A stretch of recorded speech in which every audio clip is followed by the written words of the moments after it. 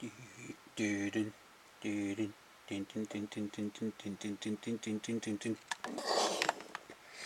guys, Tygander here doing another action figure review, and today you can barely see the box in this shot is the review for this guy.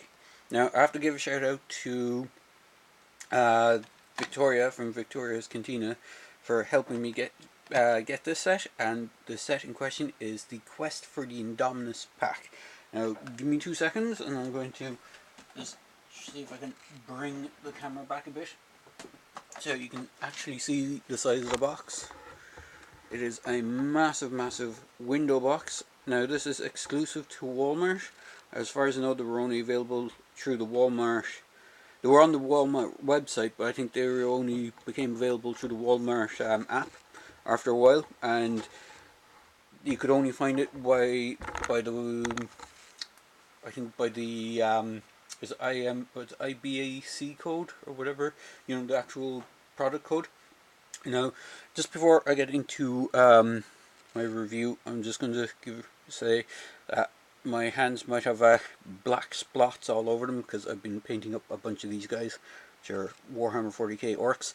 So my hands have been covered in paint, even though I've washed them numerous times. It's still kind of grainy. That aside, onto this amazing massive set. So there's 3 things in the box. Well, technically there's 4 things in the box. So you get the massive mosasaur, which is the exact same as the standard release, which over here in Ireland anyway, at least, it never got released. The kind of deep sea pod. What's cool about the box as well, if I just move my lighting over a bit and move the camera a bit, you can see there's actually a window section in the box where the submarine sits, and it shows the seat area for the submarine. And I think the pilot was attached to it as well. I can't remember. He could have been loose because you get one mercenary figure as well. In fact, if I just move, I'm moving my lighting around again, so it might be a little bit hectic. So if I just bring the box up there in the corner, you can see the includes. So you have a section of the skeleton of the Indominus Rex, which is the exclusive part of the set. And then the other kind of figures are generally just repacks. So you have the submarine, and you have the mosasaur.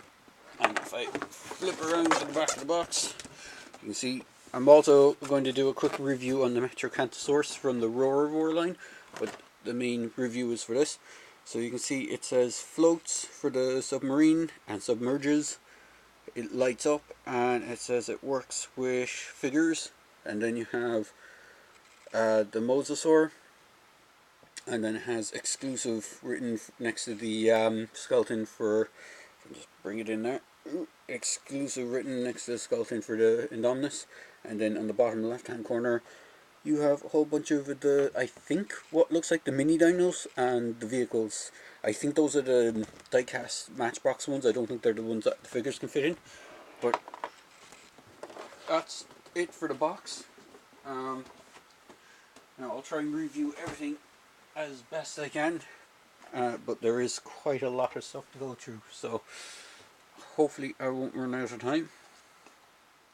So on to the main thing in the set, which is this guy, which is the ginormous mosasaur. I'm hoping I'm pronouncing that right. I could be butchering the name. So it comes disassembled in the box. The main body is one piece with the jaw, with the articulating jaw.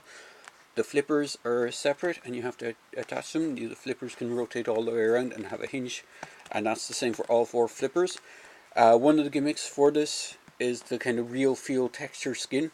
So the kind of a rubbery, squishy kind of plastic it's made out of, but the flippers and the jaw are more solid. They don't have that kind of rubbery plastic to it. The rest of it is. The tail you click into place as well. You can just see the seam line here where it connects, and once it's in, it's meant to be in permanently. It doesn't detach.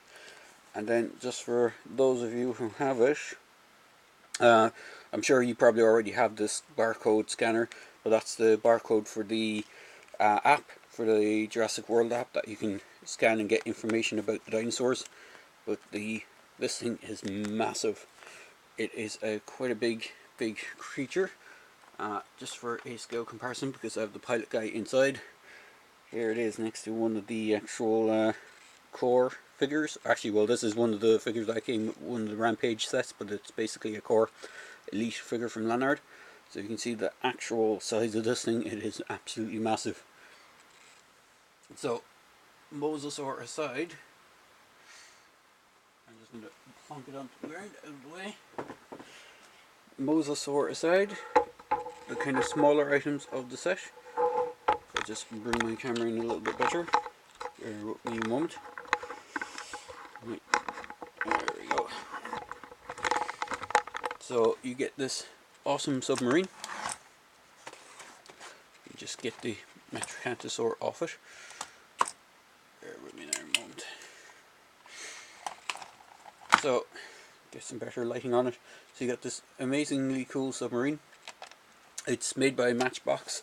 It has an opening canopy, and as you can see, you get two figures. Well, you get one figure, but I have multiples of this exact same mercenary, so I've repainted them a few times just to make them look like different guys.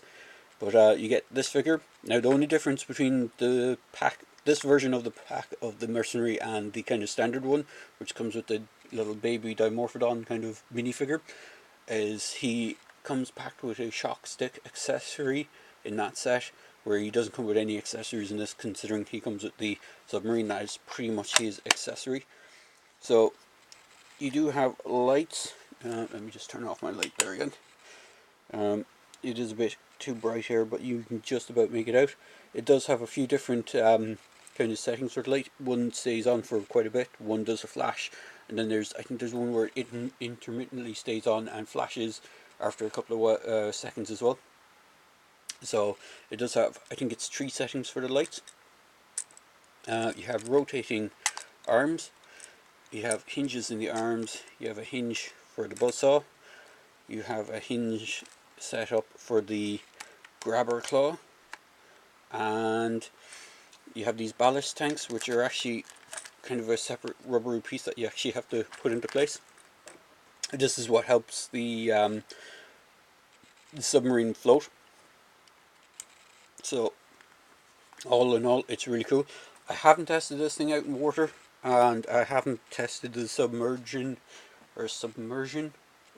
feature of it, because it says you can submerge it and play with it underwater as well, but I haven't tried that out. Hopefully, if I can, I might try and do some shots of it underwater if I can. Well, at the moment, I haven't actually even put it near a water source of any kind whatsoever.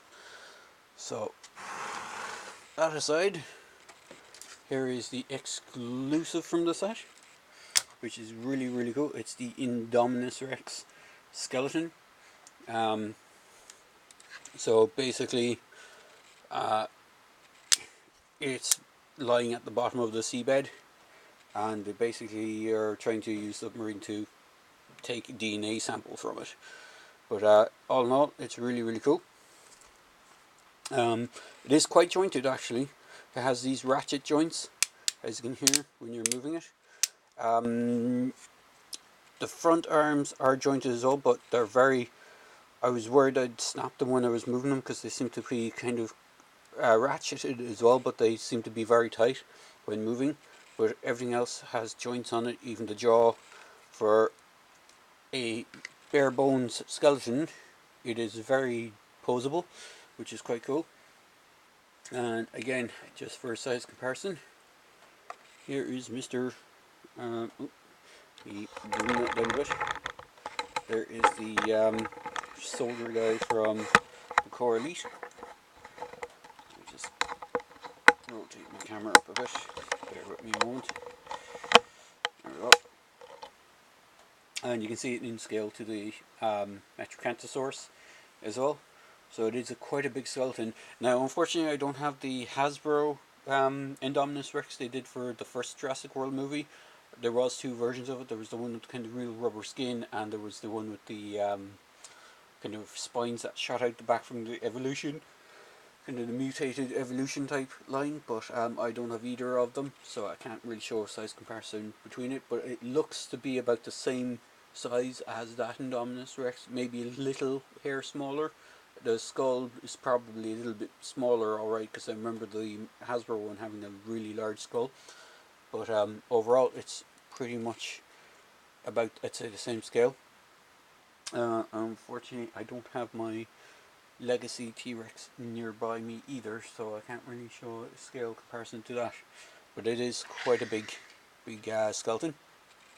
And just for the final part of this review, is that I'm just going to review this guy as I picked him up as well, which is the metriacanthosaurus Roarivore.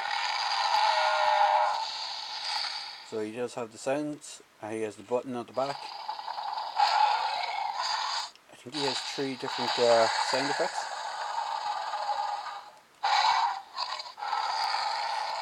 And now, I do like this figure, it's kind of cool.